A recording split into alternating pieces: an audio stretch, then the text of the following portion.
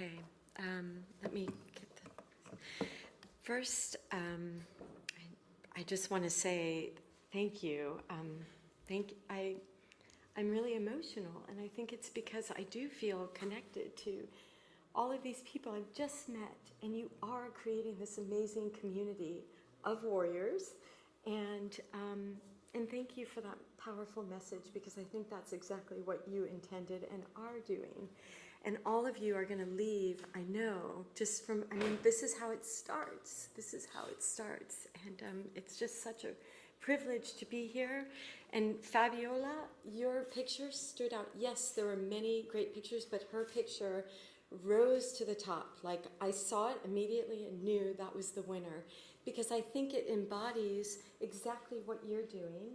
You know, yes, we have so many challenges on this world, and if you only sit and watch the news from your television set, it's really easy to get depressed. But there is always hope and resilience. And, you know, people asked us the whole time, I'm sorry if you can't hear me, asked us, why are you so hopeful? Because that's actually what we see, is the resilience of humanity. And we all have the capacity to create the world we want to live in. And I think the stories we tell ourselves are so important. The stories create our reality, you know, and it's so easy to just focus, you know, turn on the news and it's really pretty violent and sensationalistic. But I go to those places, so you go to those places, and that's not actually the whole truth.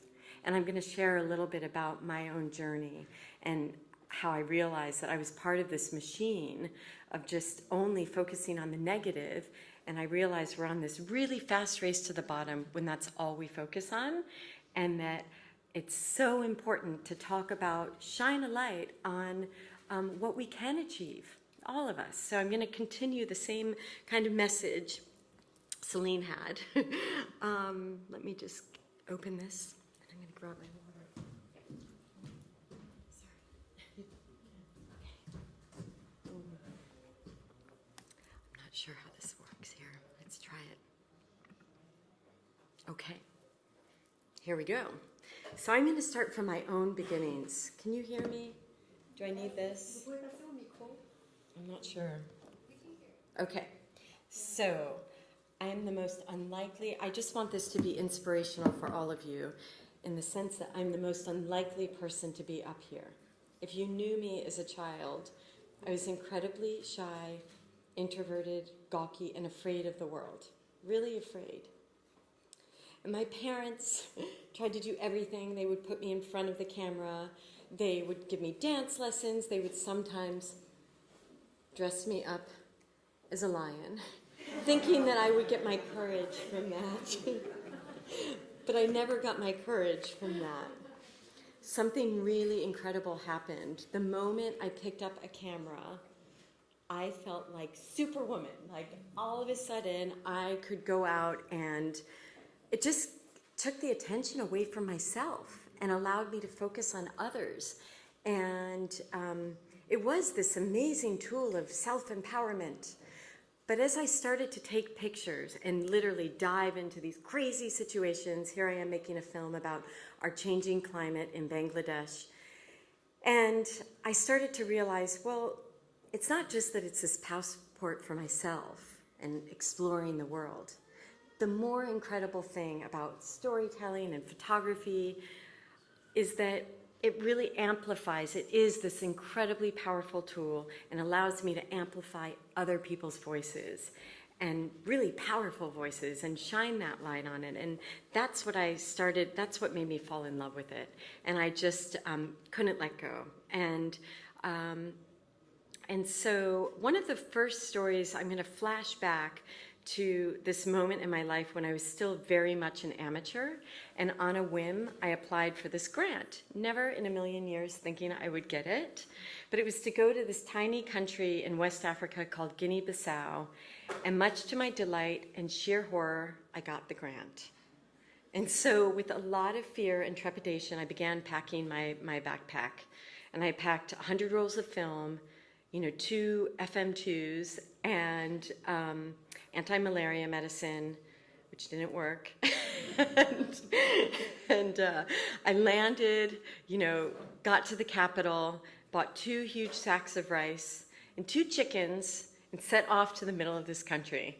Oh, and I had an English Pular dictionary because nobody spoke English. And I thought that I was going to stay for 2 weeks, but those weeks turned into months, and those months turned into half a year, and what I discovered blew my mind. It changed me forever, because it wasn't the Africa I had read about, which was usually 2 narratives. One, war, famine, plagues like Ebola, or the other extreme, you can go on a safari and see beautiful exotic animals. Now, both those narratives are totally true. But what I found was another narrative, a third narrative, that touched me and changed me forever. And just like you experienced, this incredible connection to the natural world, this reverence for nature. They believe a spirit lives in this tree. Just so much that I never heard, all these stories that I never knew. And we didn't have running water or electricity or healthcare. Actually a lot of the people didn't even have access to education. But it was how the majority of people on the planet really live.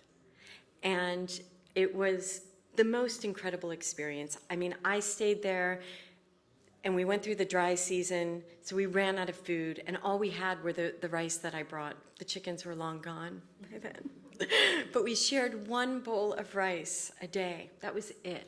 And that's where I learned what hunger really feels like. And I also learned the resilience and the beauty. This is Halima and her first baby. And to the women, I was a total mystery. They're like, how can you be in your early 20s and not have a husband and no children, and you don't even know how to get water out of the well? How have you survived so long? But they learned to love me. They took care of me when I got malaria. They taught me everything. And, just the poetry of their language and the way they view the world. So, for example, they would ask a whole series of questions every day when you woke up. How did you sleep? How's your head? And if you had children, how are your children? But they would always end the questions with, did you wake up one by one or all together? I was like, what are they talking about? Don't understand that. And finally, I had this light bulb moment, because all the children, I shared the mud hut with all the children nuzzled up against me, and I understood one day what it meant. If you woke up all together, something terrible happened in the night. But if you woke up one by one, it meant you woke up to the gentle rhythms of life. And it was their way of asking in this poetic way, is everything okay? And everything like that was, all the way they spoke it just made me realize how we often get to a place with the narrative already written in our head. We think we understand it. We think we know where we're going. But what this place and all these beautiful people taught me was that it really takes time to understand one another's stories. But once you do, you're transformed.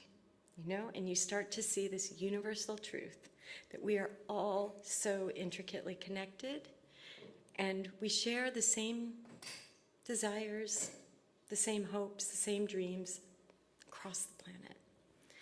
And that's also what gives me hope. But, I think you can look at these pictures and hear the stories and think how exotic and different it is there. That's not what I left with. The thing that really surprised me, the thing that I left with, was how connected we all are. And on my last night in Guinea-Bissau, this is Alio. He was my best buddy. He taught me Pular, the language. He also loved stealing my soap. But he and all the children were asking me a million questions about my return home to America. Amy, do you have mangoes in America? Amy, do you have cashews in America? And then we're sitting underneath the sea of stars, and Alio looks up at this big, beautiful full moon and asks me, Amy, do you have a moon in America? And I think of him every time I see a full moon. It never goes away. And when I think about this planet, from the perspective of the moon, it's like this collective third eye. You know, there is this oneness. We are all so connected. And I left Guinea-Bissau knowing what my mission was, that I needed to talk about not just the things that divide us, but also the things that unite us. And so I'm going to flash forward because for the next 10 years, I actually covered conflicts, the worst horrors unfolding across the planet.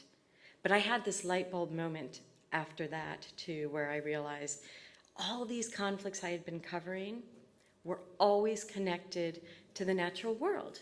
Everything, the reason they began, and also their outcome depended on nature. You know, nature is everything we eat, everything we wear, everything in this room comes from nature. And it's so easy to forget that. But I had this moment and I realized I need to sort of think about this too. Even in my backyard, this is where I live, Hank and Steve. Hank's the dog, if you were wondering. Steve's the guy on the horse. You know, you realize it a little bit more there because it's so obvious. But even when I'm in huge cities, I was just in China, and I see the connection everywhere. And I'm now going to, you know, this was one of the stories that also made me realize how important wildlife is to all of this.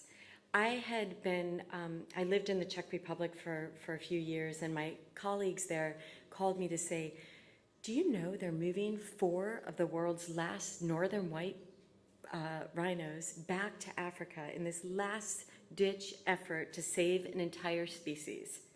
Because at the time, there were only 8 of them alive, all in zoos. And so I followed Sudan and the other 3 girls on a plane, a DHL plane, to Kenya.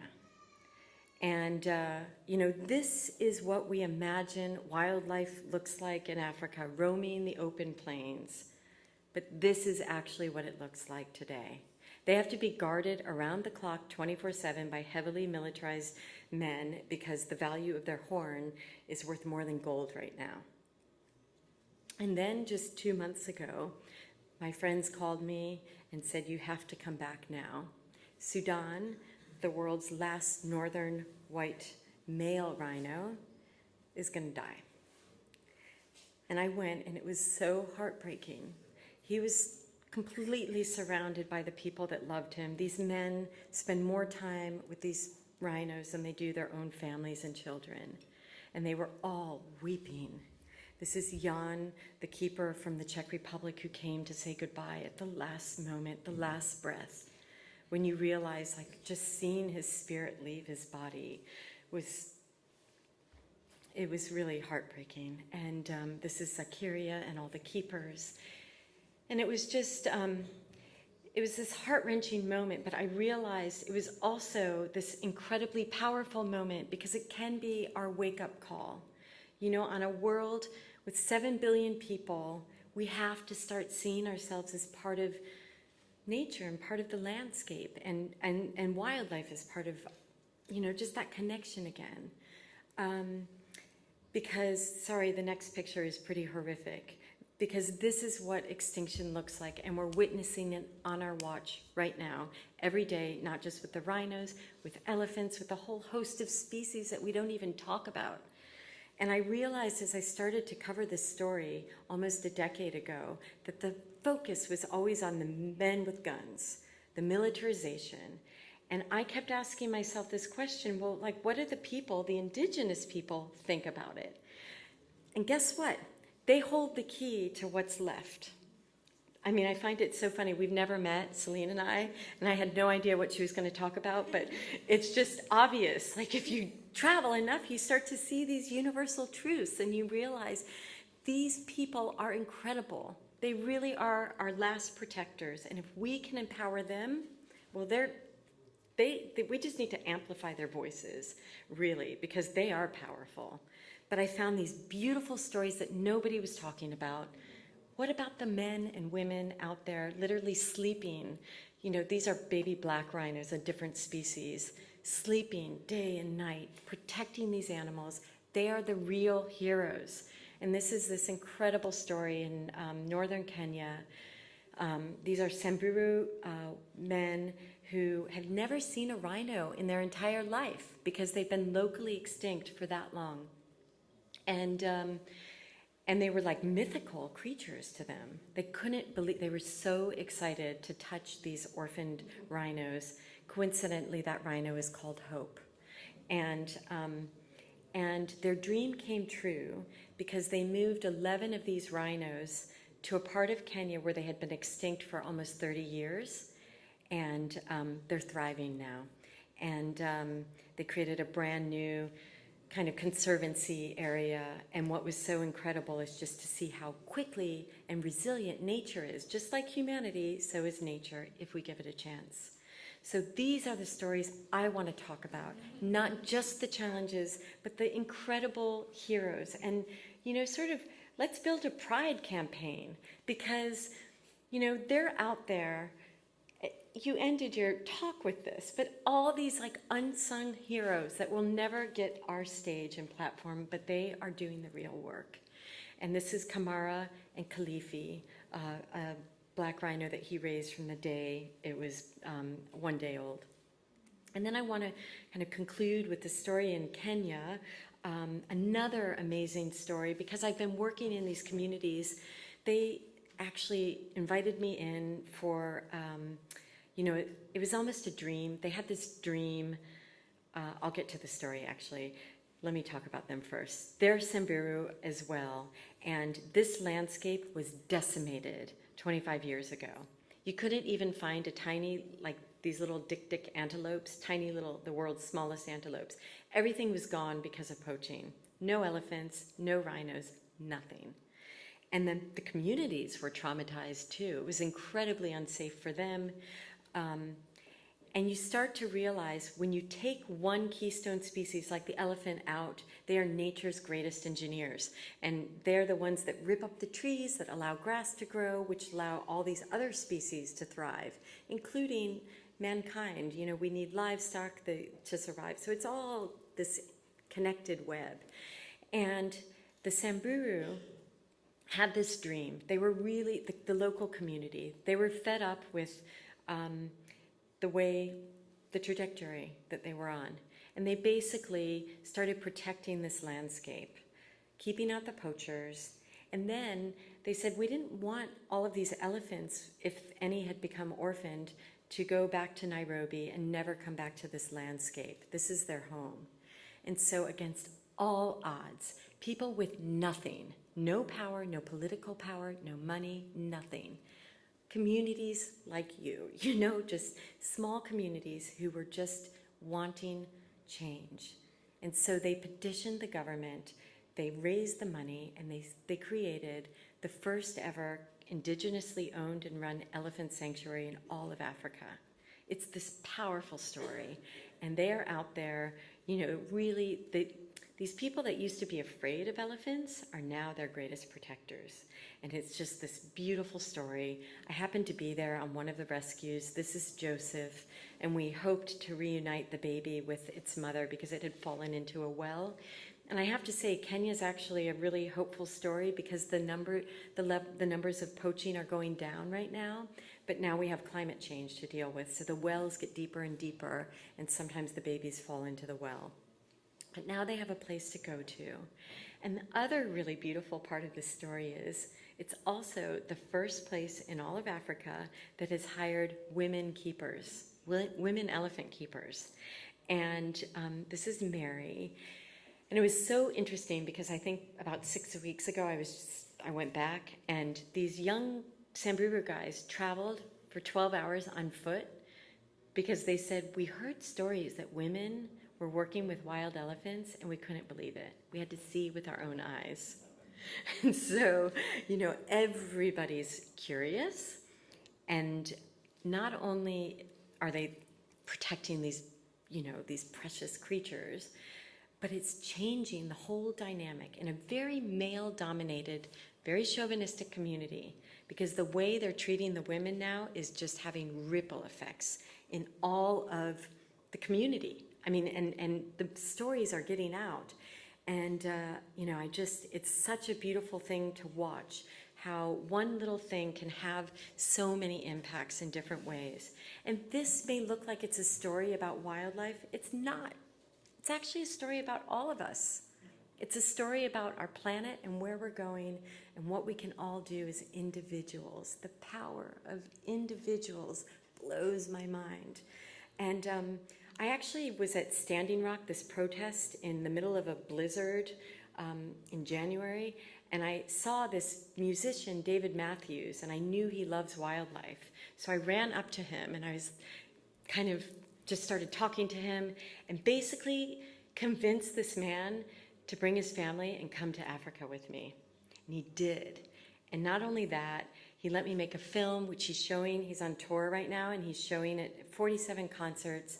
And he donated a guitar and a free trip to come and meet him. And he is now trying to, we have this raffle going on right now that Dave Matthews is doing. And I'll show you the film really quickly. Here we go. Yes. Is there sound?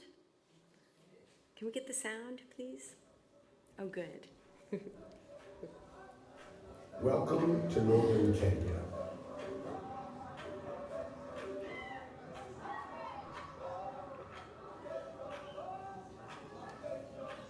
This is the home of the Samburu people. Here, I am surrounded by ancient footsteps.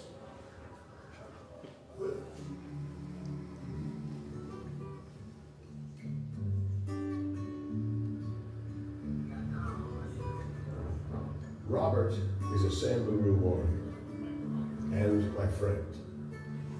He's taking me to Reteti, the first ever community-run elephant sanctuary in all of Africa.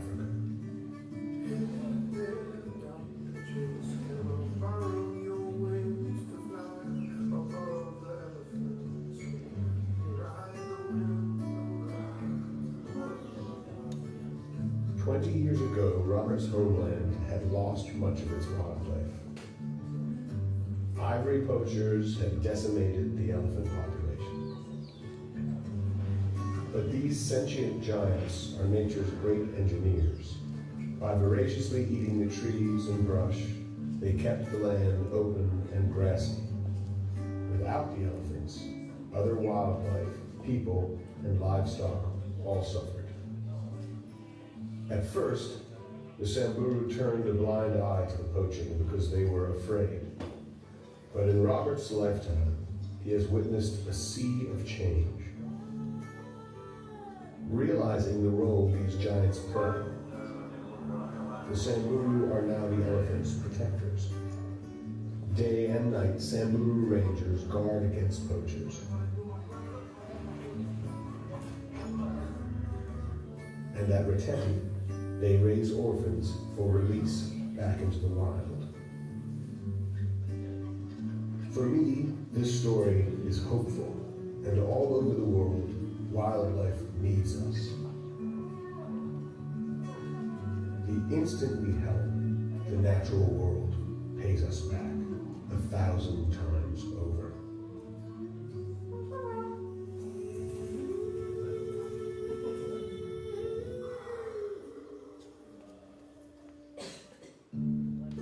This is a story about how deeply connected we are to each other and to the earth. It belongs to all of us. Listen to all you people of the world, come and see all you people of the world. This is why your heart beats to the rhythm of Africa. I hope you will consider joining me in supporting these communities. Locally led conservation efforts like this one are needed all around the world. We need to empower communities and ensure they benefit from the nature and the wilderness that they help protect.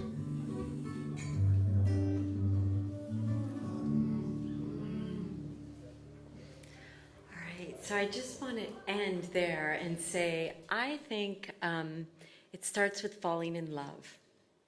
You know, all of us have the capacity to to make these changes and to do so much. It starts from here. This is what you're building. And, falling in love gives us courage. It makes us brave to go out and really make a difference. And, hope, too. Hope is this word that keeps coming up. We have so much to be hopeful for, and this planet is magical, and it's not all over. So that's really, I think also celebrating the goodness and finding our communities to go and make a difference. So thank you so much.